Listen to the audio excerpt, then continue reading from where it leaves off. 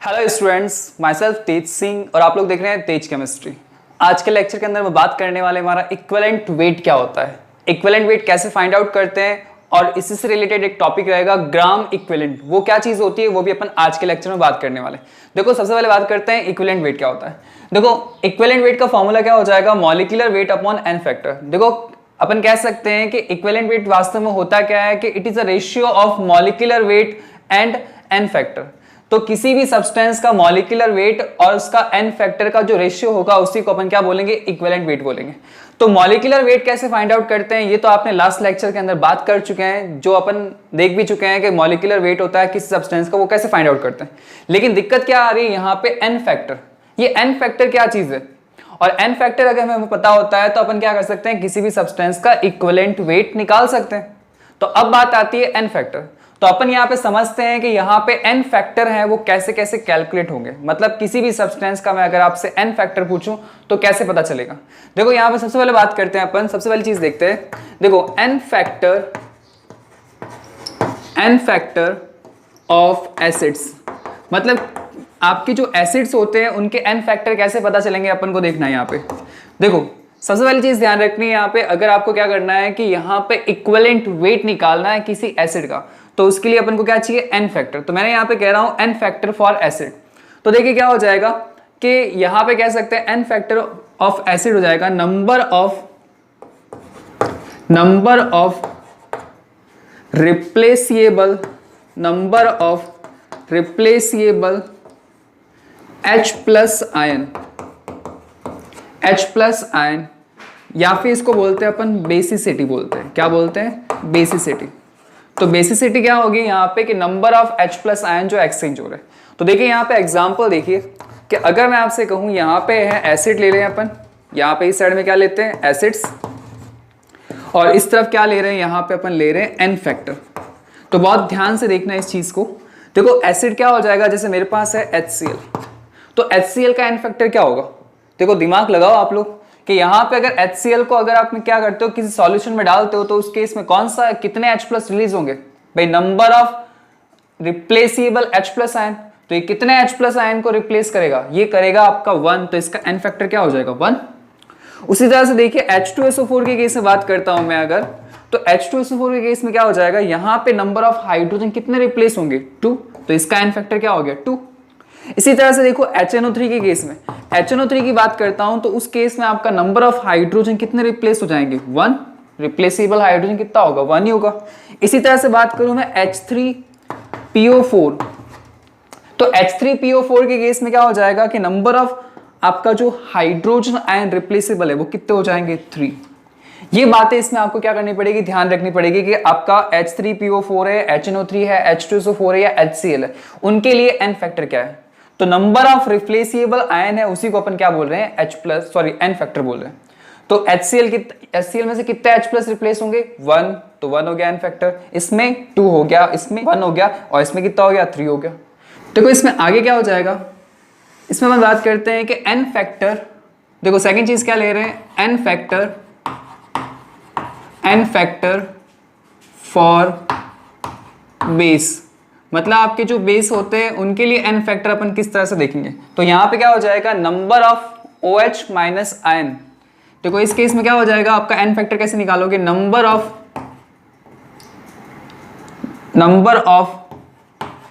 Replaceable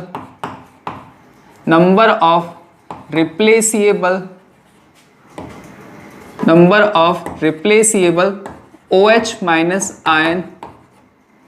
मतलब क्या हो रहा है कि यहां पे मैं कह रहा हूं कि आपके कितने OH माइनस है वो रिप्लेस हो रहे हैं। तो उस केस में क्या हो जाएगा, जैसे एग्जांपल देखो यहाँ पे, जैसे मेरे पास है यहाँ पे बेस और उसका एन फैक्टर, देखना ध्यान से इस चीज को। देखो बेस है जैसे NaOH, ठीक है। NaOH का अगर मैं यहाँ पे बात करता हूं तो ये कितने OH माइनस रिप्लेस करता है, ये करता है यहाँ से 1, तो इसका एन फैक्टर क्या हो जाएगा, 1। इसी तरह से बात करूं मैं यहाँ पे कि मेरे पास है KOH, तो KOH कितने OH रिप्लेस करेगा, 1, तो इसका एन फैक्टर क्या हो जाएगा, 1। इसी तरह से देखो आपका CaOH2, इस केस में आपका एन फैक्टर कितना हो जाएगा, 2। इसी तरह से बात करो आप लोग कि AlOH3, तो इस केस में मेरा n फैक्टर क्या हो जाएगा 3। तो ये बात है, इसमें आपको क्या ध्यान रखनी है इस तरह से कि अगर आपके पास कोई बेस दे रखा है तो उसमें देखना है नंबर ऑफ आपका OH माइनस आयन कितने रिप्लेसेबल है, तो वो चीज यहाँ पे आपको देखनी है। तो इस तरह से आपको ये पता चल जाएगा इसका n फैक्टर। चलिए और आगे बात करते हैं इसके अंदर। देखो तीसरी चीज अपन यहाँ पे डिस्कस करते हैं। देखो ये तो हो गया एसिड के लिए, ये हो गया बेस के लिए। अपन बात करते हैं n factor for salt.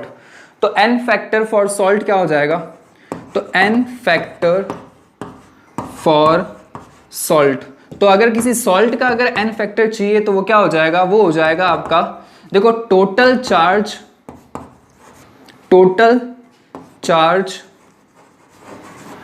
On cation. देखो हो सकता है टोटल चार्ज ऑन कैटायन या फिर और total charge on anion. Total charge on anion, तो मतलब एनायन या कैटायन पे जो आपका टोटल चार्ज होता है वो क्या हो जाएगा आपका किसी सॉल्ट के लिए n फैक्टर हो जाएगा। देखो यहाँ पे जैसे मेरे पास एग्जांपल के तौर पे ले रहा हूं कि मेरे पास है NaCl, तो NaCl का जो n फैक्टर हो जाएगा वो कितना हो जाएगा 1। NaCl का n फैक्टर क्या हो जाएगा 1। इसी तरह से मैं बात करता हूं कि जैसे मेरे पास है CaCl2, तो CaCl2 के केस में मेरे पास n फैक्टर क्या हो जाएगा 2। कैसे आया, अभी देखो आप अगर खुद नोटिस करो कि अगर यहाँ पे देखा जाए तो Na पे क्या चार्ज होता है, Na प्लस एक का आपका चार्ज और Cl माइनस पे एक नेगेटिव चार्ज हो गया। तो यहाँ पे जो Na कैटायन है तो कैटायन पे आपका कितना चार्ज हो रहा है 1, और या फिर यहाँ पे देखा जाए एनायन पे कितना चार्ज हो रहा है 1। तो मैंने यही तो बात बोली कि टोटल चार्ज ऑन कैटायन, या तो कैटायन का चार्ज ले लो या एनायन का चार्ज ले लो। तो उस केस में सोडियम पे कितना चार्ज है 1, और यहाँ पे देखा जाए तो क्लोरीन जो आपका एनायन है उस पर भी कितना चार्ज है 1, तो इसके केस में 1 हो गया। यहाँ पे देखो कैल्शियम पे कितना चार्ज होता है 2, और क्लोरीन यहाँ पे कितने हैं, एक क्लोरीन पे -1 होता है, तो 2 पे कितना होगा -2 ही तो होगा।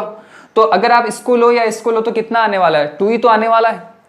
तीसरी चीज यहाँ पे और एग्जाम्पल ले सकते हैं, जैसे मेरे पास है AlCl3, ठीक है। तो AlCl3 के केस में क्या हो जाएगा, यहाँ पे हो जाएगा 3। देखो यहाँ पे एल्यूमिनियम क्या होता है, एक एल्यूमिनियम पे +3 होता है, ठीक है, और यहाँ पे Cl कितने हैं 3, तो यहाँ पे एक Cl पे -1 होता है, तो 3 पे कितना होगा -3 तो होगा। तो यहाँ पे अगर चाहे इसका चार्ज लो या चाहे इसका चार्ज लो, यहाँ पे क्या आएगा आपका 3 ही आएगा। तो इसके लिए AlCl3 के लिए n फैक्टर क्या हो जाएगा यहाँ पे 3। तो अगर आपको इसी तरह से कोई सॉल्ट दिया जाए तो उसका n फैक्टर पूछे तो आपको क्या करना है, उस पर देखना है टोटल चार्ज ऑन कैटायन और टोटल चार्ज ऑन एनायन कितना है। चाहे आप कैटायन का चार्ज लो चाहे आप एनायन का चार्ज लो, ठीक है। दोनों को प्लस मत कर देना आप लोग। कुछ बच्चे होते हैं क्या करते हैं, इनको ये चीज बताई जाती है वो क्या करते हैं उनको प्लस कर देते हैं, तो ऐसी गलती आप मत करना। आपको सिर्फ किसी एक का लेना है, या तो कैटायन का चार्ज लो या एनायन का चार्ज लो, टोटल चार्ज लेना है, ठीक है। तो ये इस तरह से क्या होता है, आपने देख लिया एसिड के लिए, बेस के लिए और सॉल्ट के लिए हमने देख लिया n फैक्टर। तो अगर आपको n फैक्टर बताया तो आप क्या निकाल सकते हो, इक्विवेलेंट वेट निकाल सकते हो, ठीक है। चलते हैं यहाँ पे आगे, इसमें और भी पॉइंट है, किसी भी ऑक्सीडाइजिंग सब्सटेंस के लिए n फैक्टर कैसे पता करते हैं तो वो अपन देखते हैं यहाँ पे। चलिए इसमें अपन आगे देखते हैं, आगे क्या हो जाएगा इसके अंदर। देखो कि आपका n फैक्टर, देखो 4th नंबर हो जाएगा n factor for oxidising and reducing agent. Oxidising and reducing agent, तो यहां पे बनकर क्या चीज ध्यान रखनी है कि अगर कोई ऑक्सीडाइजिंग और रिड्यूसिंग एजेंट है और उसके केस में आपको n फैक्टर पूछ रहा है, तो उस केस में ध्यान रखना है यहां पे क्या चीज ध्यान रखोगे कि नंबर ऑफ इलेक्ट्रॉन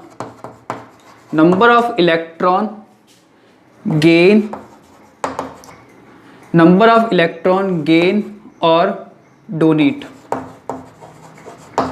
मतलब क्या हो रहा है कि अगर आपके पास कोई ऑक्सीडाइजिंग या रिड्यूसिंग एजेंट है तो उस केस में क्या चीज ध्यान रखनी है कि नंबर ऑफ इलेक्ट्रॉन कितने गेन हो रहे हैं या फिर नंबर ऑफ इलेक्ट्रॉन कितने डोनेट हो रहे हैं। देखो एक चीज याद रखना कि ऑक्सीडाइजिंग और रिड्यूसिंग एजेंट कहते किसे, देखो ऑक्सीडाइजिंग कौन से होते हैं जो इलेक्ट्रॉन को क्या करेंगे, गेन करेंगे, और आपका रिड्यूसिंग कौन होंगे जो इलेक्ट्रॉन को क्या करेंगे, डोनेट करेंगे। तो उसके बेसिस पे बताना पड़ता है अपन को n फैक्टर।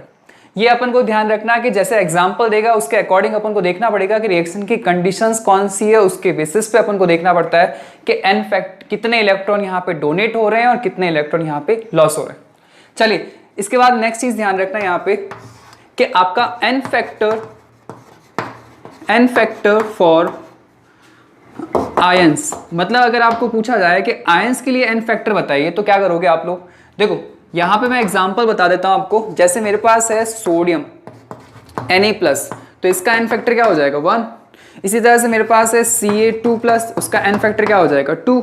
इसी तरह से बात करें एल्यूमिनियम के लिए Al3+, तो इसके केस में एन फैक्टर क्या हो जाएगा 3। तो इस तरह से ध्यान रखना, अगर Cl- है तो उस केस में एन फैक्टर क्या हो जाएगा 1। तो मतलब जितना आपका किसी आयन के ऊपर जो चार्ज है वही क्या हो जाएगा, उसका एन फैक्टर हो जाएगा। तो ये चीज इसमें अपन को क्या करनी है, ध्यान रखनी है। आगे बात समझ में, चलिए आगे देखते हैं इसमें। देखो नेक्स्ट चीज क्या ध्यान रखनी है इसमें अपन को। देखो यहां पे मैं एक आपको क्वेश्चन बता देता हूं जिससे आपको पता चल जाएगा कि किस तरह से अपन क्या करते हैं, इक्विवेलेंट वेट निकालते हैं। देखो मान के चलो मैं कहता हूं कि इक्विवेलेंट वेट ऑफ HCl। अगर मैं आपसे इक्विवेलेंट वेट ऑफ HCl पूछता हूं तो वो कैसे निकालोगे। देखो आपको पता होना चाहिए, सबसे पहली चीज मैंने आपको फॉर्मूला बताया था स्टार्टिंग के अंदर।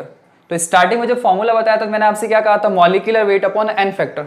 तो देखिए यहां पे क्या हो जाएगा, इक्विवेलेंट वेट ऑफ HCl निकालना है तो क्या हो जाएगा, इक्विवेलेंट वेट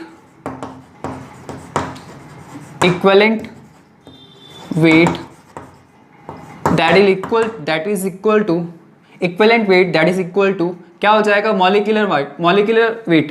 देखो आपको HCl का मॉलिक्यूलर वेट पता होगा कितना होता है। देखो Cl का होता है 35.5 और H का कितना होता है 1।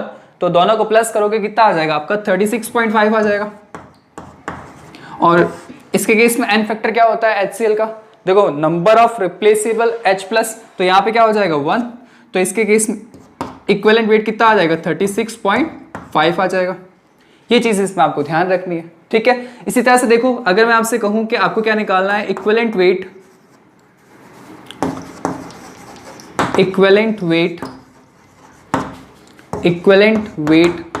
Of H2SO4।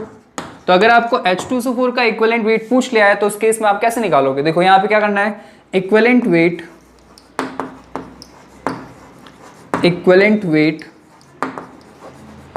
क्या हो जाएगा, मॉलिक्यूलर मास। देखो आपका H2SO4 का मॉलिक्यूलर मास कितना होता है आपको पता होना चाहिए। मैंने आपको पहले ही कहा था कि H2SO4 का आपको याद होना चाहिए कितना होता है, 98 होता है। तो 98 और H2SO4 के केस में आपका एन फैक्टर क्या होता है, तो H2SO4 के केस में एन फैक्टर होता है आपका 2। तो उस केस में आपका 2 आ जाएगा। तो आंसर क्या हो जाएगा यहाँ पे 49। तो अगर आपसे कोई पूछे कि आपका कि यहां पर H2SO4 का इक्विवेलेंट वेट क्या होता है तो वो होता है आपका 49। तो ये चीज इसमें आपको क्या करनी पड़ेगी, ध्यान रखनी पड़ेगी। तो इस तरह से हमने देखा कि आपका के एन फैक्टर होता है किसी सब्सटेंस के लिए, वो कैसे कैलकुलेट करते हैं वो अपन ने आज देखा। और ये चीज आपके लिए बहुत इंपॉर्टेंट, ध्यान रखना कि अगर आपको एन फैक्टर नहीं पता है तो आप इक्विवेलेंट वेट नहीं निकाल पाओगे। तो इस लेक्चर को आप बहुत अच्छी तरीके से एक बार फिर से देखना, ठीक है। और नेक्स्ट लेक्चर रहेगा उसमें अपन बात करेंगे कि इसी से रिलेटेड है, ध्यान रखना। तो इसको अच्छे से देख लेना आप लोग। तो वो अपन नेक्स्ट लेक्चर में बात करेंगे ग्राम इक्विवेलेंट क्या होते हैं और उसको केमिकल रिएक्शन में कैसे अप्लाई करते हैं, वो चीज़ अपन नेक्स्ट लेक्चर में बात करेंगे। और जिन लोगों ने मुझे सब्सक्राइब नहीं किया तो प्लीज़ सब्सक्राइब मी, जिससे मेरे कोर्स की नोटिफिकेशन आपको कंटिन्यूसली मिलते रहे। Okay, thank you for watching this lecture.